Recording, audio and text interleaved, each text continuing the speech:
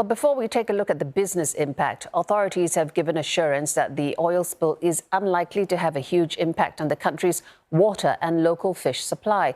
One expert tells CNA the risk of contamination at a nearby desalinated water facility is low, and Singapore has enough contingencies. The Singapore Food Agency has also said that locally produced fish remains safe to eat. This floating fish farm in Changi supplies a variety of fish to supermarkets in the country.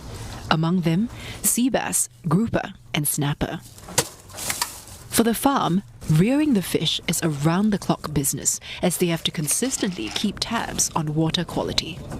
The good thing about fish that is grown in Singapore is that the authorities are very, very strict, not just only on oil spill, but on any problems. They're very strict and they check very regularly. So we don't have any concerns from the buyers. As the oil spill from Friday's shipping collision washes up on Singapore's east coast, cleanup crews are tirelessly working to remove the slick. But just 2 kilometers away lies the Keppel Marina East desalination plant that turns seawater into drinking water. Its proximity has raised concerns about possible contamination. But Shane Snyder, former executive director at the Nanyang Environment and Water Research Institute at Nanyang Technological University, says he's not too worried. There's multiple reasons that Singapore is more protected.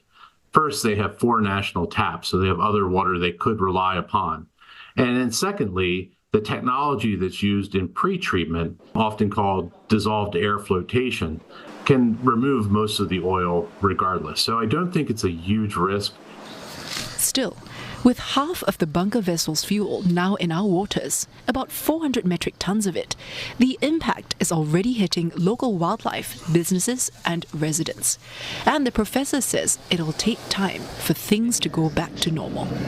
The recovery time will be dependent on that volume, but it's also dependent on how fast the response time was. And in Singapore, that response time was extremely fast. So I think that the recovery time will be much faster than we've seen in other accidents and spills around the world. It's still unclear how long the cleanup for this oil spill will take. But for those involved in the recovery efforts, it's a race against time to limit the damage.